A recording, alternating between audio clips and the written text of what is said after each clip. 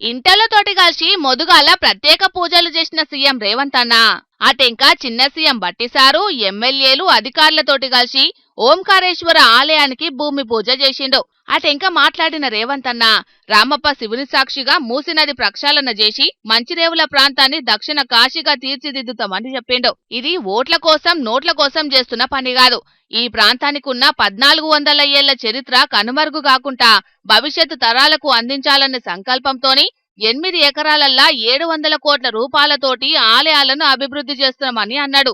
ఈ రాష్ట్రంలో ఈ దేశంలో అత్యధికంగా విశ్వసించే శివుడి భక్తులకు ఒక అద్భుతమైన ఆలయాన్ని ప్రాంతంలో నిర్మించాలి, 1400 సంవత్సరాల చరిత్రను పునరుద్ధరించాలి అని మొట్టమొదట గండిపేట ప్రాంతంలో మూసీ నది ప్రక్షాళనకు సంబంధించి ఈశ్వరుడి ఆశీర్వాదంతో ఈనాడు ఈ కార్యక్రమాన్ని మా ప్రభుత్వం చేపట్టింది.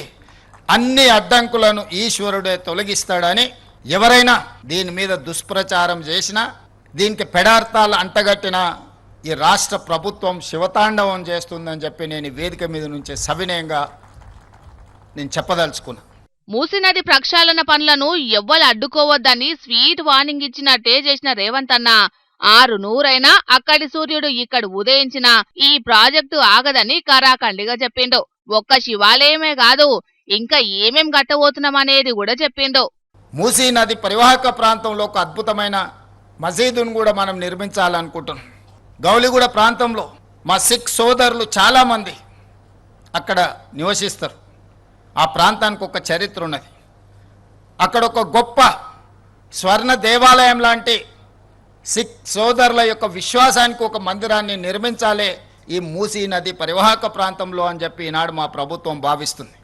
అలా ముందుకెళ్ళిన తర్వాత ఉప్పల్ నాగోల్ ప్రాంతంలో ఒక అద్భుతమైన చర్చ్ను, ఉప్పల్ నాగోల్ ప్రాంతంలో క్రిస్టియన్ సోదరుల కోసం కూడా ఒక అద్భుతమైన చర్చ్ను నిర్మించడం ద్వారా ఒక అద్భుతమైన పర్యాటక కేంద్రంగా, ఒక అద్భుతమైన వ్యాపార కేంద్రంగా, ఒక అద్భుతమైన ధ్యాన మందిరాలతో సంస్కృతి సాంప్రదాయాలతో అభివృద్ధి చేయాలని ఇన్నారు కదా.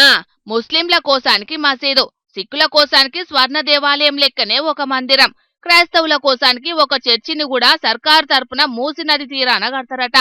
అట్లా మూసీ నదిని సాంస్కృతికంగా కూడా గొప్పగా తీర్చిదిద్దుతామని చెప్పిండు.